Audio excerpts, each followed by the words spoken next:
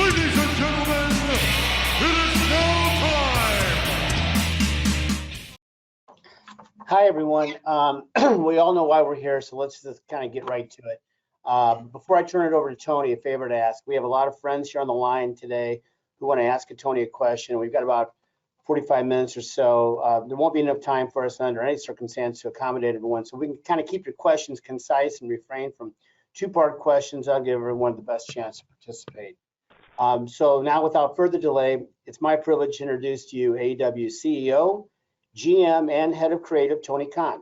Tony, why don't you offer some opening thoughts, and then we'll open the line for questions. Hey, everyone. I'm so excited to be here as we are on the road to Revolution officially now. Thank you, everyone, for waiting. I really do appreciate it, and I value everyone's time on this call, and it means a lot, every single one of you that dialed in. I think generally most people here are big wrestling fans like I am, and I'm very excited for tonight. It's a big night. We have a big announcement to come, and there are a lot of big things in the future for AEW and pro wrestling in general. And tonight is a big part of it, and we're on our way to one of our biggest events we've ever had. Revolution always is a fun, great event, and I think... By the way, is anybody here an echo? Anybody hearing the echo right now? Hopefully it's not more tech issues. I got it, Tony. Yep. Thank you very much. I appreciate that. That was going to be a long afternoon if everything I heard was echoed. So thank you very much. And Revolution is always one of our best events. And I am very much looking forward to a great Revolution, and you're all a huge part of it. So thanks for being here today. All right. Thanks, Tony. All right. So we're going to do as we normally do. I'm going to name who's up first and then who's on deck. So let's start with Garrett Martin from Pace Magazine. And following Garrett will be Brandon Thurston from WrestleNomics. Garrett, you're Great. up. Hey, Tony, you mentioned the big announcement. I know that's just a few hours away, but is there any insight you can give us about it before the show tonight? I've kind of given hints. I probably don't want to say too much more before we go live on TBS tonight. I do think it's a major announcement. I think it will affect pro wrestling, and I think it's going to be awesome news for the fans and a lot of the wrestlers. And I'm really looking forward to it. And to be able to give that message to our fans on Dynamite tonight, it's a great pleasure, and it's exciting to have another reason for the fans to want to watch the show tonight, in addition to all the exciting things happening going into Revolution. So I'm sorry to lead off with not giving you probably what you wanted, but I do think we're not too far. Like you said, we're only hours away from the announcement, so I probably can't offer much more insight than I already have. Nice try, Garrett. Next up is Brandon Thurston from WrestleNomics, and on deck will be our friend Dave Meltzer from Wrestling Observer. Brandon? Hey, Brandon. Thanks for your time What's today. up, man? Thank you, Brandon. Yeah, great to talk with you. So the Nielsen TV ratings data that I've seen shows that while AEW's African American audience is pretty much on par with that of TV generally, that percentage of the audience is considerably lower than, say, WWE's African American audience. So I was wondering, is that something you feel you can change? And if so, what has AEW been doing lately to address that? That is a tremendous question, and I really appreciate it. Thank you, Brandon. I have noticed that. I study the patterns very closely, and it's something I'm cognizant of, and an audience that we really do want to grow, and it's very important to us. Not just growing that audience. I think diversity is very important to the company for a number of reasons, but absolutely expanding our viewership. We think that is something that will help us, and that's why you see so much great diverse talent on the show, and there's been better representation, I think, than ever before.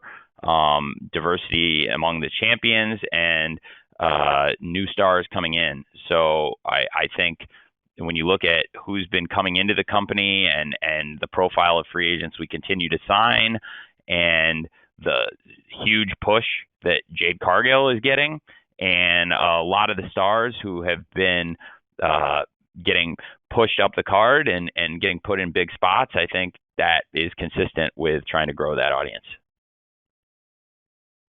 Okay, thanks, Brandon. Dave Meltzer from Wrestling Observer is next, and I'm going to follow that with a write-in from Jonathan Hood from ESPN Radio in Chicago. Dave. Okay, Tony, how you doing? I'm doing great, Dave. How are you, man? I'm doing great.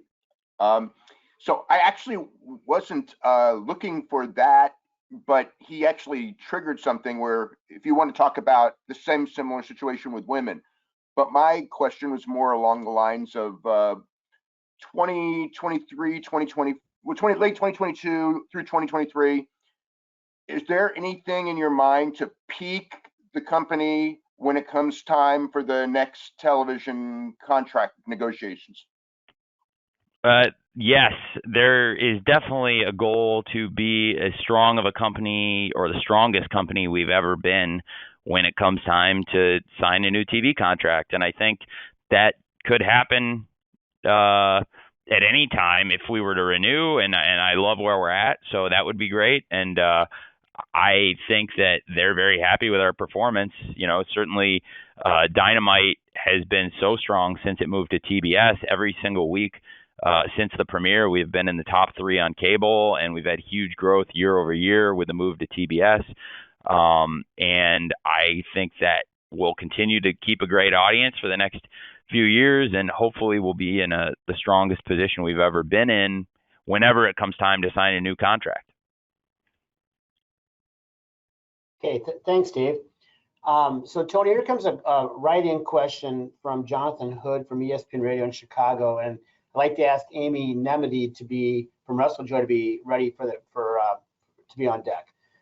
Jonathan's question is: other than the recently announced dates, do you foresee AEW emanating from other Western or Mountain Time venues, including Canada, in 2022? It's a great question. Obviously we have announced Double or Nothing coming to Las Vegas, and after Double or Nothing, our TV is coming through Southern California with Dynamite at the Forum June 1st, and with Rampage coming to Ontario on June 3rd, and we'll be at the Toyota Center for that event. And I do look forward to hopefully doing more shows on the West Coast and the Mountain Time zones. We have been to Denver in the past and Salt Lake City before the pandemic, and I think there are more opportunities to get out and travel. A lot of the dates we've been doing since we got back on the road last summer have been making up dates that were already scheduled, and we even still have some out in front of us. Like New Orleans is a great example of a city we were scheduled to be in before the pandemic and are going back now. And there are still some others that we had planned to hit before that we're going to go back to that we never made it to. And I would love to go back and hit some of those cities as soon as we can. So yes, that is definitely a goal for us. Fantastic. Thanks, Jonathan, for the write-in. Amy Nemedy from Wrestlejoy is next, and she will be followed by Greg Oliver from Slam Wrestling. Amy, you're up.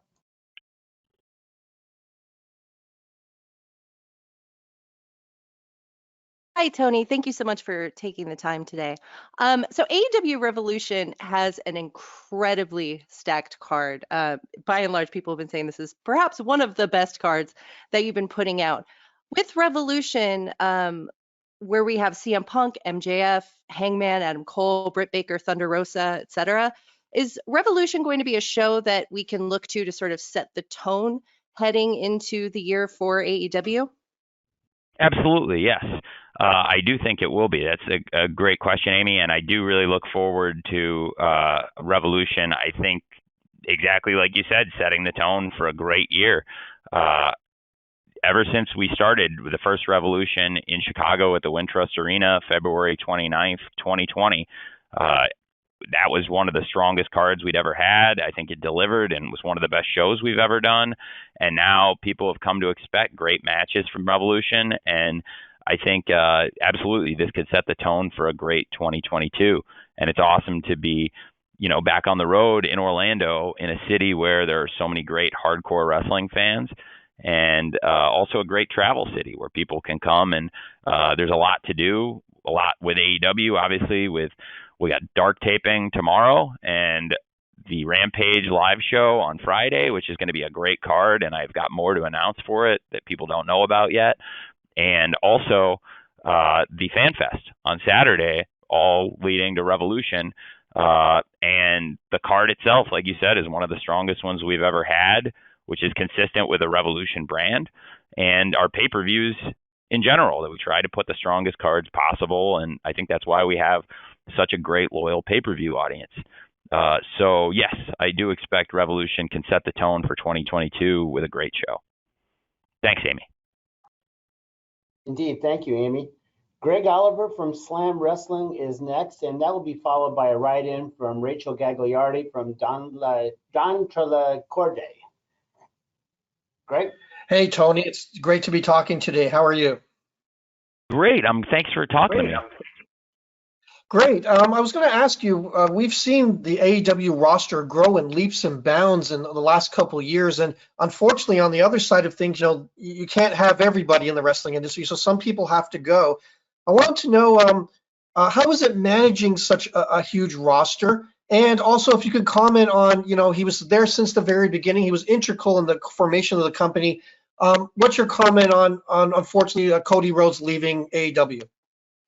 Well, it is challenging to manage such a huge roster, and it's a good challenge because I think we have the best roster in professional wrestling right now, and there are so many great stars on it, and I'm always excited when we can strengthen it and bring new people in, and I am very, very pleased that we've had such a great partnership with TNT and TBS that we had 2 hours of Dynamite, and that has been even stronger since it went to TBS, and that they gave us another show with Rampage on TNT, and it gave us more opportunities to showcase talent, and that has also gone very well.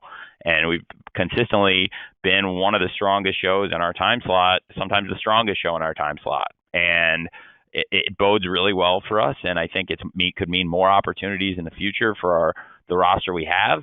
And in the meantime, there's so many great talents to develop, and constantly looking within for people ready to step up.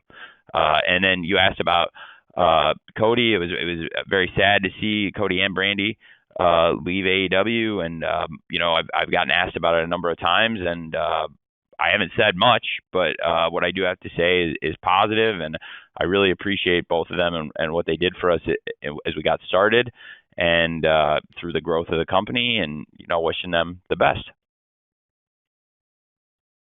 Thanks, Greg. Okay, now we're going to do a write-in here from Rachel Gagliardi from Donna Trelacorde. Rachel asks, we finally have Dr. Britt Baker against Thunder Rosa for the AEW Women's World Championship, a clash between two amazing performers. And I was wondering what we must expect from this match, and especially from the future of the women's division after what we could already call match of the year. Well, I think you can expect a great match from them. It's been a great rivalry, and I expect that the two names will be closely associated together. Certainly in recent wrestling history, they had the PWI Match of the Year, and many people have called it the Match of the Year. I was on Busted Open Radio earlier. Dave LaGreca said it was his favorite Match of the Year, too.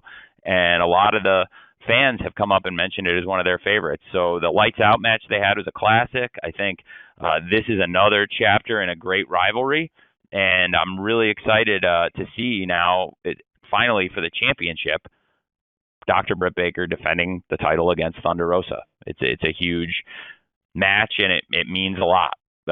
And when you look at the history between the two, it means that much more. Thanks, Rachel. And as I was practicing how to pronounce Donna Trelacorde, I forgot to ask Mike Johnson to be ready from PW Insider. So, Mike, you're going to be next, and following Mike will be Chris Mueller from Bleacher Report. Mike, you good to go? I am good to go. How are you guys doing? Great, Mike. How are you, sir? I'm good. So our good friend Greg Oliver in Canada took my two questions. So I will ask this one, which we always get, especially from younger readers, including my son. What are the plans at this point to start to get the library into a streaming service, whether something that's self-produced by the company or perhaps HBO Max, which just announced they're going to start doing some live sports. We constantly hear from younger, and when I say younger, I mean 20s to early 30s readers who don't want to be trapped into watching something on a DVR and just want to stream something on their phone. Is there any inroads made or any update on AEW having past content or current content streaming where they can find it on devices or a streaming service? Well, that's a great question. Thanks, Mike. I get asked that a lot myself too. I've been asked it several times today and in the past week. It's absolutely something that we're looking to do. I can't say much more about it right now, but absolutely we work with one of the greatest tech companies and one of the greatest content companies in the world, with Warner Media, and they're constantly growing their library and their offerings, and there would be, I think, great opportunities working together on that potentially. And I think it would be very good for the fans and absolutely for the younger fan base, especially. Streaming is more so a part of their life and how they interact with content, and so it makes a lot of sense. Thanks, Mike.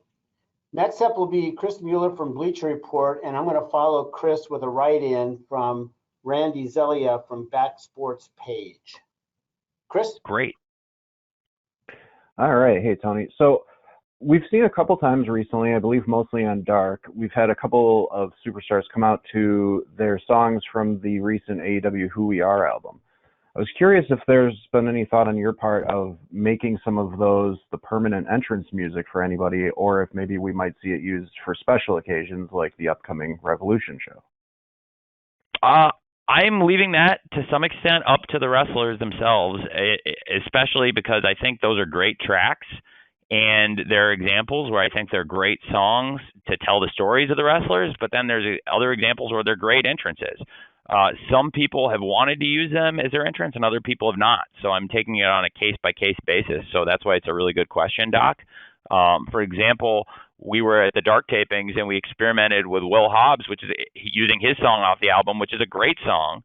And he came out and he said, I really liked it, but in the future, I think I'd like to use my original song, the Powerhouse Hobbs song. And he felt like he gets a big pop and he's established it. So he loves the song off the track, but he also would probably for the arenas and the matches use his original song. And then there are other people who really would like to use it, I think, as their entrance theme going forward. And we're going to literally, as we were about to get started here, I heard from Scorpio Sky that he was interested in using his as his entrance and experimenting with that. And so we're going to do that. And there are a number of other wrestlers who have tracks on there, and I'm open to using them. So it's on a case-by-case basis, I think. And one of the most important things is that the wrestlers themselves feel good about what they're walking out to. In general, I've never asked anybody to walk out to a song they don't feel good about. I don't think it makes any sense, and it's not sustainable. So I hope that makes sense and kind of answers what you're looking for, Doc. Thanks, Chris. Coming up next here, I'm going to read a write-in question from Randy Zelia from Back Sports Page. Following this write-in question will be Stephanie McGee from Digital Spy. Tony, Randy asks, how difficult is it to manage this roster knowing you only have a set amount of hours each week? It's a great question. I kind of touched on it earlier. That's why getting Rampage was so huge for this company, because as we were expanding and signing more great talent than we've ever had, it came at a perfect time for AEW Rampage. And now we built a really good audience on Friday nights where we're consistently number one, number two, one of the top shows in that time slot, 10 p.m. Friday nights Eastern time.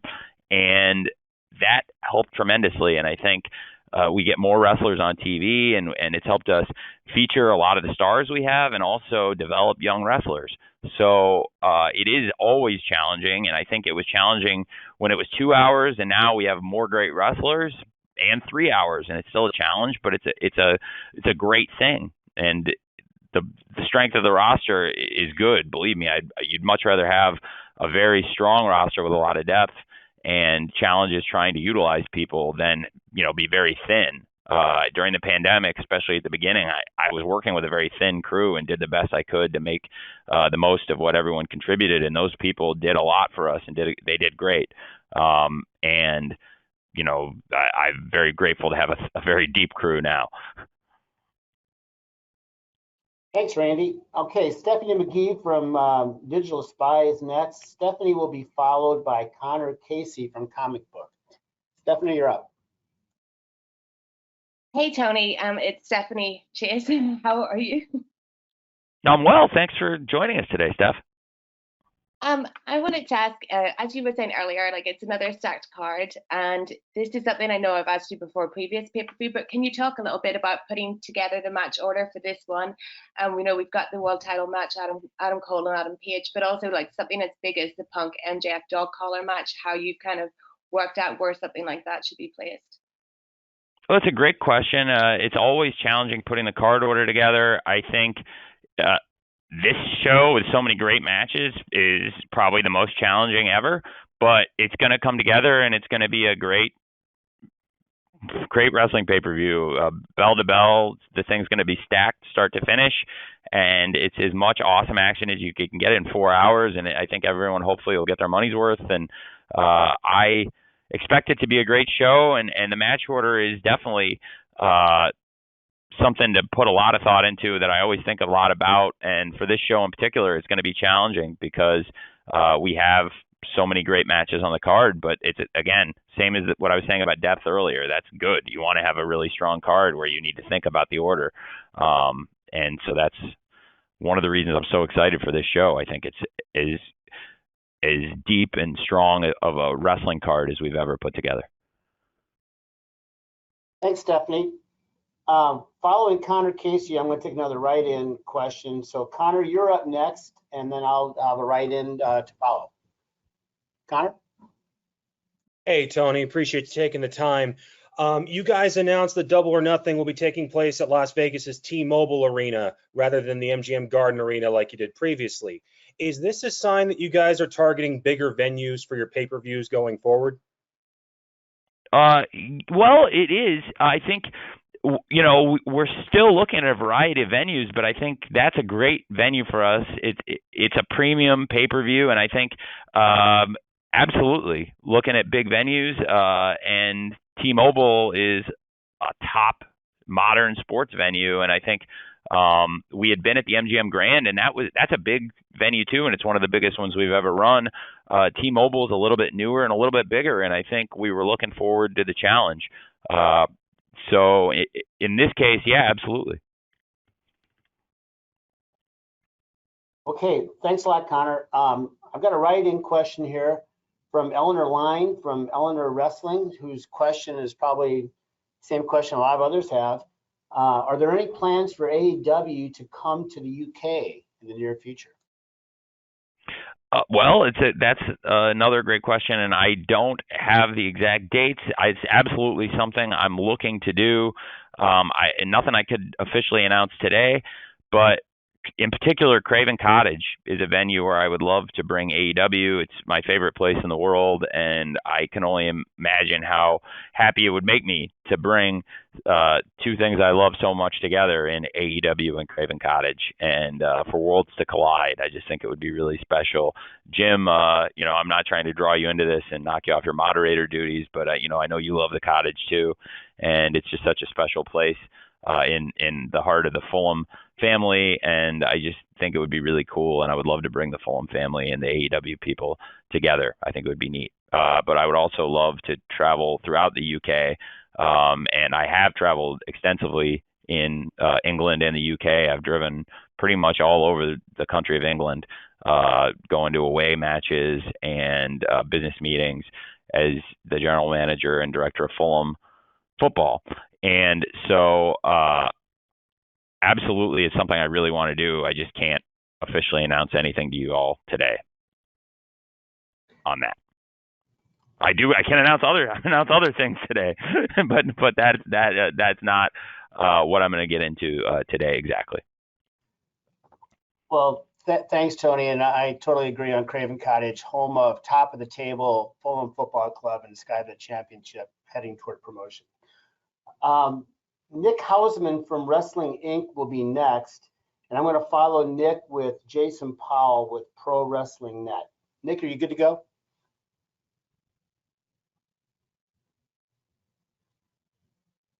Hey, can you hear me now?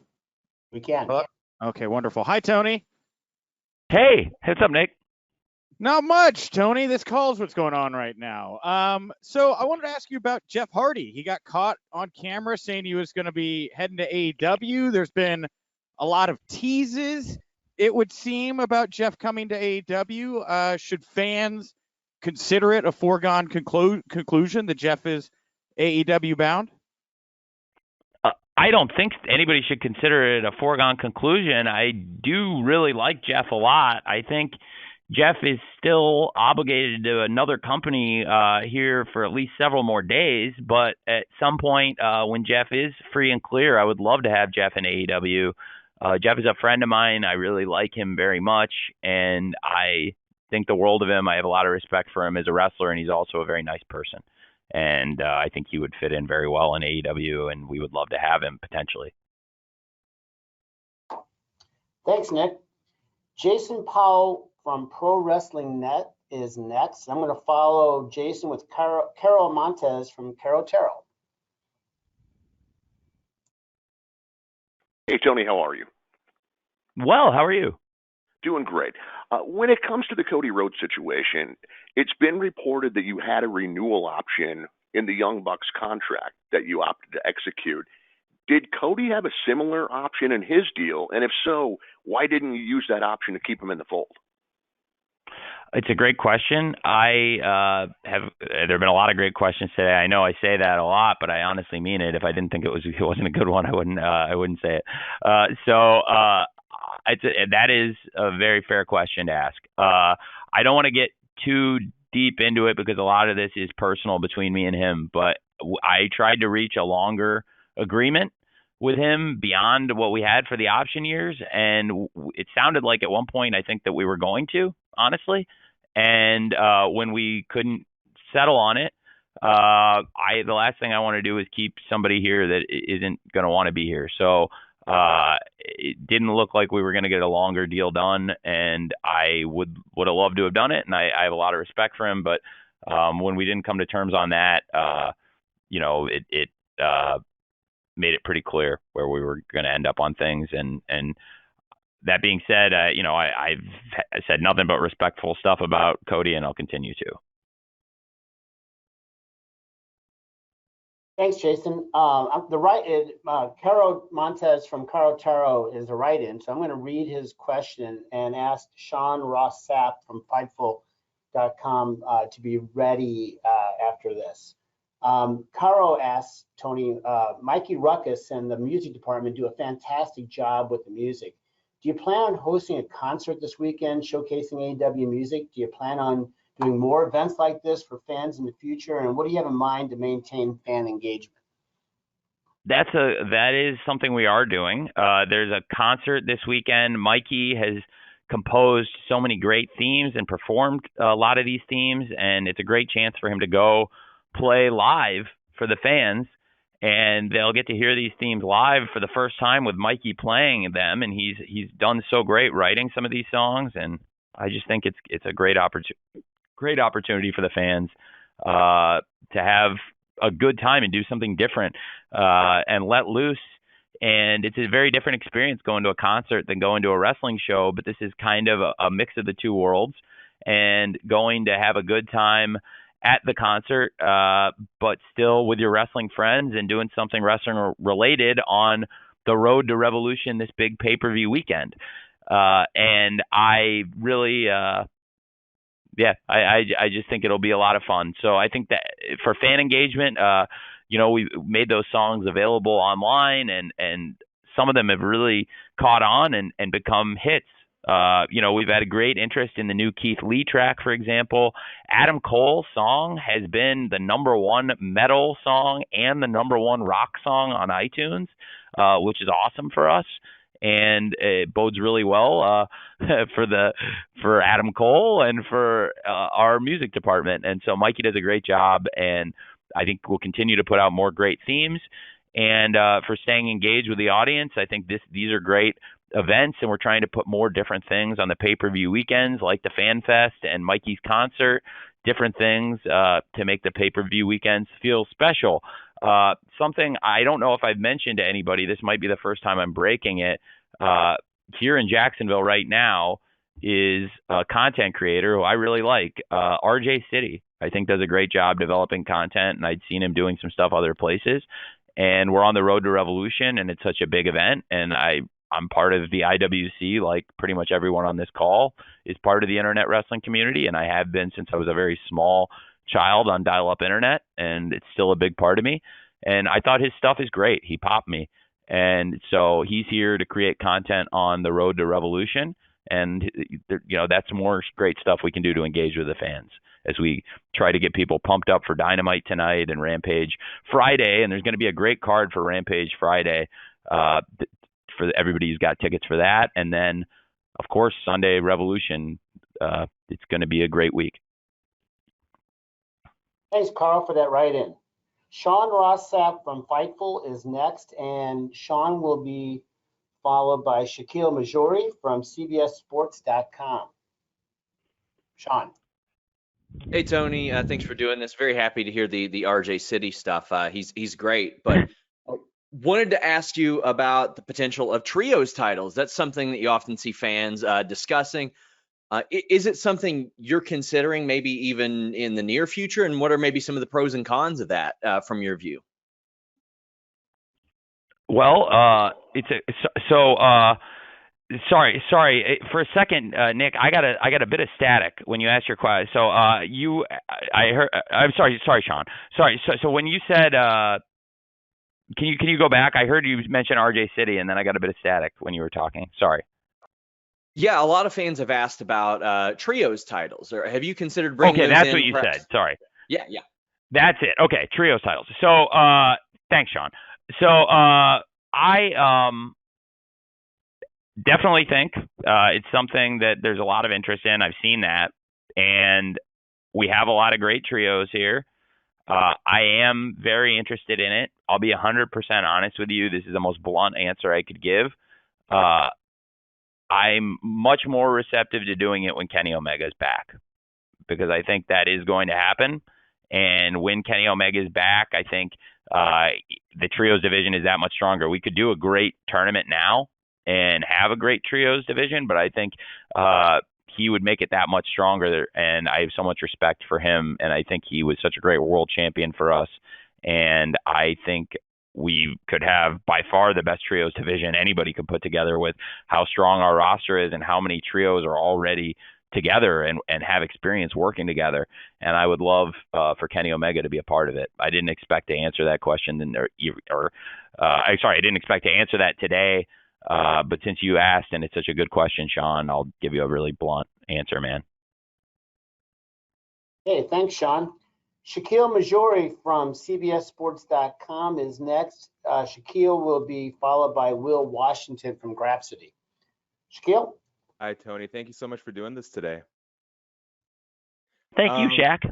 Yeah, man. Good to hear from you. So very quickly, just MJF delivered, a promo for the ages on last week's Dynamite. Can you tell me a little bit about the trust that goes into trusting talent to tackle that sort of subject matter with such honesty but such poise? And then I think generally there's a belief that MJF is a once-in-a-lifetime talent, but how much did that promo sort of reinforce that belief on your end? Well, again, it was working in sports. You work with extraordinary people, and MJF is one of the most extraordinary people. He has a talent, and he has a number of talents. He's a very well-rounded pro wrestler, which means he's got a lot of different talents that it takes to be a well-rounded pro wrestler, because you need a number of skills to be that. And he has them all. And again, when you're in professional sports, you get to work with extraordinary people, and you watch them do extraordinary things, and it becomes almost routine. And I never take for granted the extraordinary things they do. And so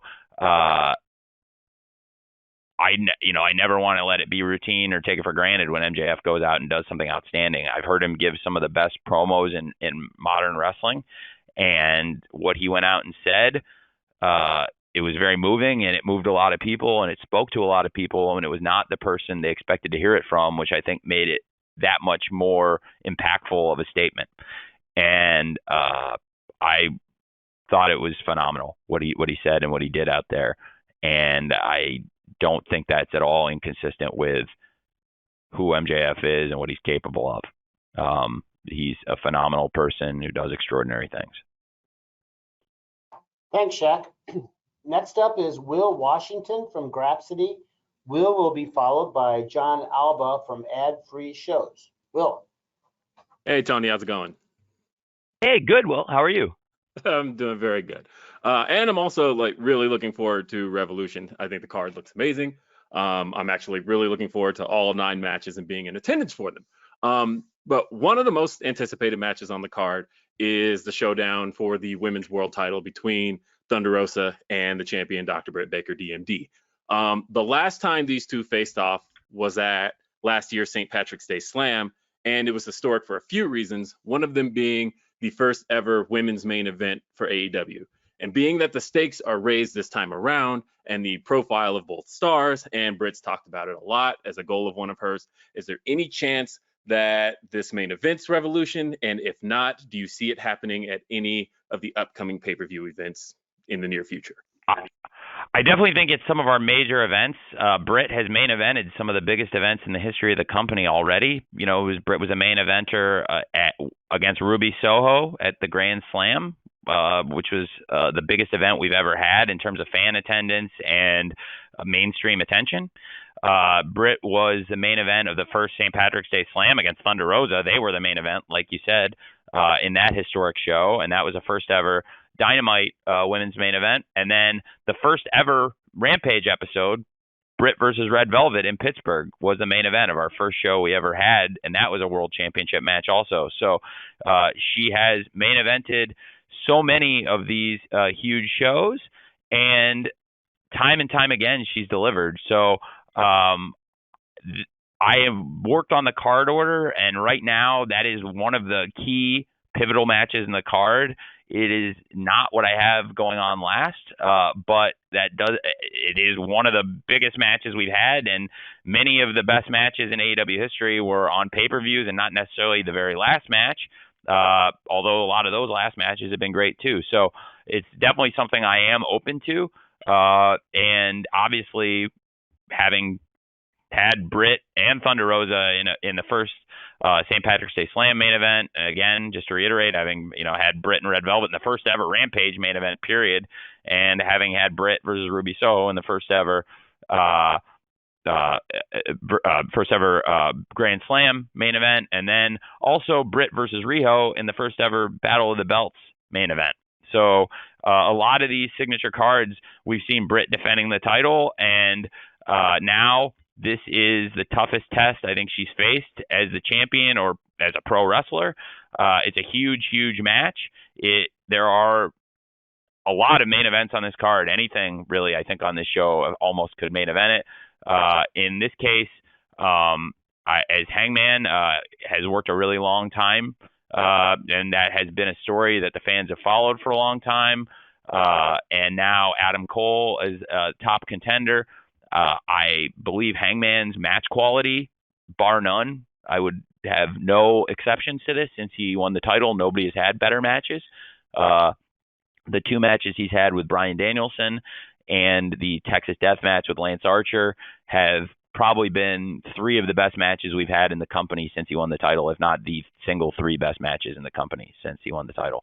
So I am going to give him that spot and Adam Cole that spot and ask them to go out and have a great match as best they can. And I have not talked on this call as much about Adam Cole, but I could talk to him, could talk about him at length. Excuse me. I saw he told fans in an interview, gave an on-record quote that when I went to sign him, I was on the phone with him for 4 hours and 15 minutes or more than that even. and that is absolutely true. And I really believe in Adam Cole. I think I mentioned his song and how popular it is briefly, but the wrestler is also a huge part of AEW. So that is what I have planned as the final match, and I'm really excited for it. And I'm also very excited for Dr. Britt Baker and Thunder Rosa. I think all the matches are going to be great. I'm being probably very forthcoming in that answer, but I wanted to give you an honest answer now about what I'm thinking on the card order. And I think that there are also a number of other huge matches that night. Obviously, Britt versus Thunder Rosa is one of the real selling matches on this card, that world title match, but also the dog collar match with Punk versus MJF, Moxley versus Danielson, Kingston versus Jericho, and so many others, in addition to all the great championship matches and matches with championship implications. So it is probably the most challenging card to put an order on that I've ever had. But in this case, I am planning for Hangman versus Cole to go out there last. Thanks, Will. Tony, you got a few more minutes for a few more questions? Or we running? Love it. Yeah, please. I would love to. Yeah. Okay, just want to make sure you're good with your time. So John Alba with ad-free shows is next. Then I'm going to do a write-in from Clara Stanley from One Stop Wrestling. John. Tony, thank you as always for taking the time. Hope your day is treating you well. Looking forward to being at Dynamite tonight and at Revolution this weekend. A name that I wanted to ask you about is the former Cesaro, who we just found out recently is a free agent. AEW can obviously only add so many guys, but the sentiment among a lot of people in that IWC that you mentioned before is that that's a guy that could probably contribute in a multitude of ways, not just in the ring. Is he somebody that you've looked at in terms of bringing in potentially? I do like him a lot. And I have to say, I've met him many years ago, and he's a real gentleman, Claudio. I have a ton of respect for him as a pro wrestler. I think he's a great athlete. He's a phenomenal athlete. Let's be honest. His strength is, tip top. He's very few peers in the power department, and also mentally, he puts great matches together. He's got great psychology and just a great guy. So yeah, I mean, that's always something I would be open to. Thanks, John. Here's a write-in question from Claire Stanley, and following Claire, I'd like to call on Izzy from the Hot Tag. So Izzy, be ready. Claire Stanley asks, do you have any information that you can give us about the AEW video game?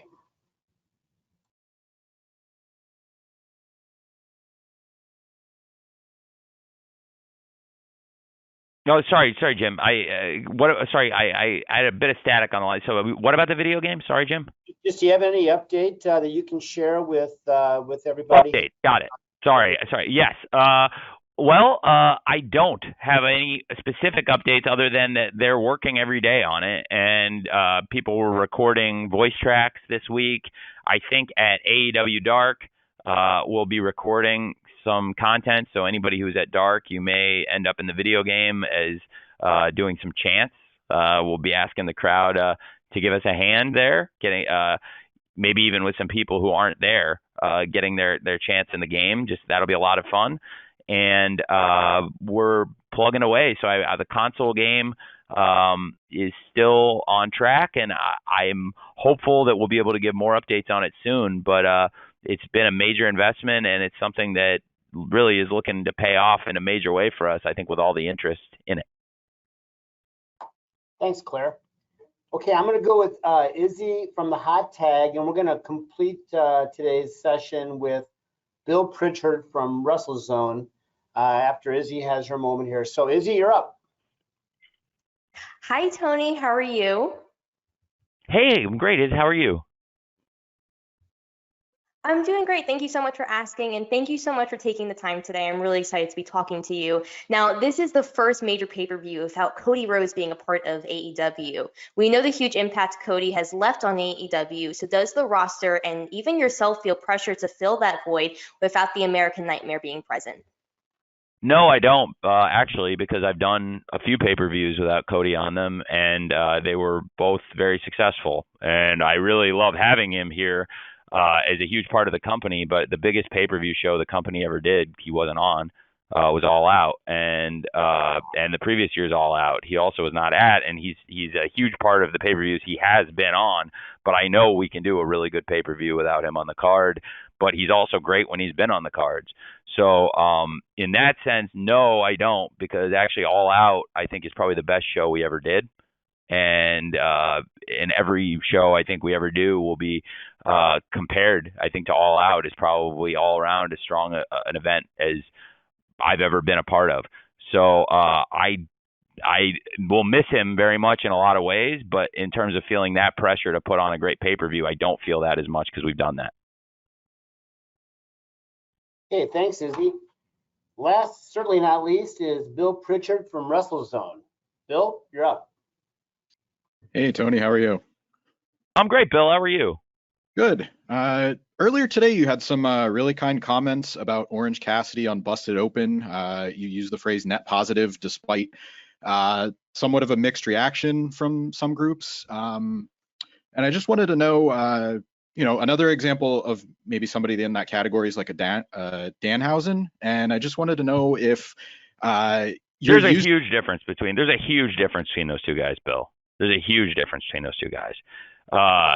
They're both very, very engaging people. But when you compare the two people, they both have huge social engagement. There's similarities. There are definitely similarities. But in the ring, if you watch them enough and the work of the two people, I think they're very different wrestlers, if that makes sense. Yeah, I think that's fair. And, I'm a fan of both myself. But what I was going to ask is there a way that you can see using the net positive as sort of a metric going forward for talent in the future, whether it's, somebody like one of those guys or just on a broader scale, just using that just to try to evaluate potential free agent signings? Yeah, man, for sure. I think in general, that's how you look at it, is what they're going to add to the company. I think, almost any wrestler of any repute and experience is going to have some fans, hopefully, and they bring them with them. And you're looking for somebody that's going to bring a lot of fans, and there may be some people that have detractors, and that is not always a bad thing. And I think so in that sense, they are very similar. The reason I jump on that is because like the point I made earlier today, in that interview, is when you talk about like in-ring ability and what the guys do, I think they're very different wrestlers, Orange Cassidy and Danhausen, and the way they approach the matches. They both have a lot of fans, a lot of kids that love both of them, a lot of young audience that responds really positively to them. And I think that's why there is some appeal. That's why I think they're good together. But I also think that, there's just a lot of differences. And so that's why I think that it's a good fit, because they complement each other very well. And Orange Cassidy, no matter what anybody thinks of him, has had a lot of matches that have done really big TV ratings, and has delivered in big match after big match after big match. And Danhausen is somebody who's got a huge audience already. Before he came to AEW, a lot of people really like him. And so comparing the two of them, I think, is apples and oranges. But if you're asking, which you are asking, if I'm using that kind of net positive as a good barometer for how I think somebody can affect the company, yeah, that's a great question, man. Absolutely.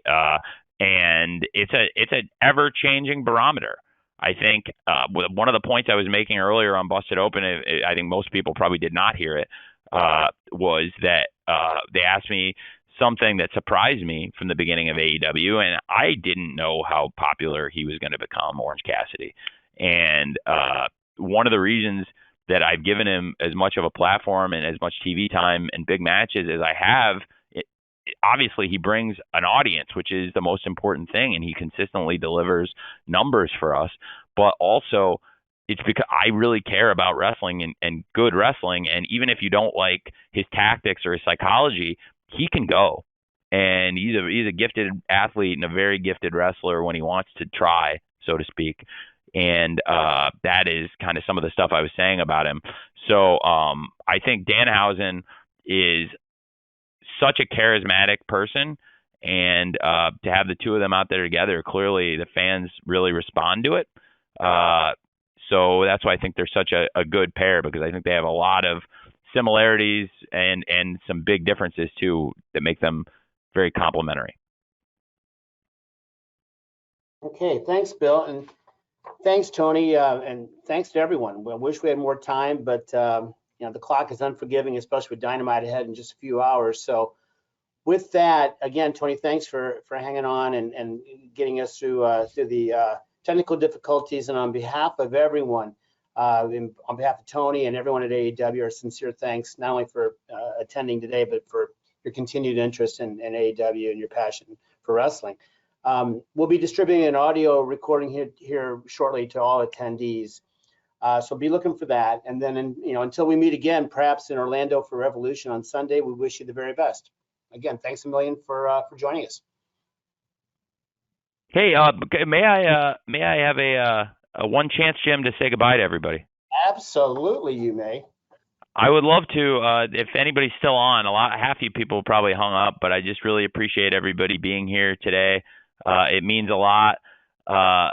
Dave, I saw, I'm looking through here as I was about to say goodbye. I'm looking through. Dave, I think you may have misunderstood what I was saying. I said the match order would be very difficult. I never said they would have trouble following any of these matches, Page versus Cole. I think that they can follow anybody, Hangman Page and Adam Cole, two of the best wrestlers in the world. So no, I did not say that, Dave. And also, Sean, I apologize to you for calling you Nick earlier. Nick's question was so good, I still was thinking about it, and then I had some static on yours, Sean. So thanks for that. And everyone else, I really appreciate you all being here, and thank you for giving us this chance to promote Revolution and also talk to you and answer questions. And if there's anybody whose questions I didn't get, I'm genuinely sorry. I will stay in the scrum as long as I need to answer every single person's questions. And I just really appreciate you all supporting AEW and supporting Revolution by covering us. And I know a lot of you are not in the business of being fans, but a lot of you are wrestling fans anyway. So I thank you for that. And I hope you enjoy the show as fans, and hopefully I'll get to answer everyone's questions in the scrum. So thank you for that. Thank you, Tony. And thanks again, really, to everybody for joining us. This is always a great tradition for AEW ahead of the pay-per-views, and we always look forward to it. And so again, on behalf of Tony and everyone at AEW, 1,000 thanks for all you do. Thanks, everyone. Cheers. Thanks, all.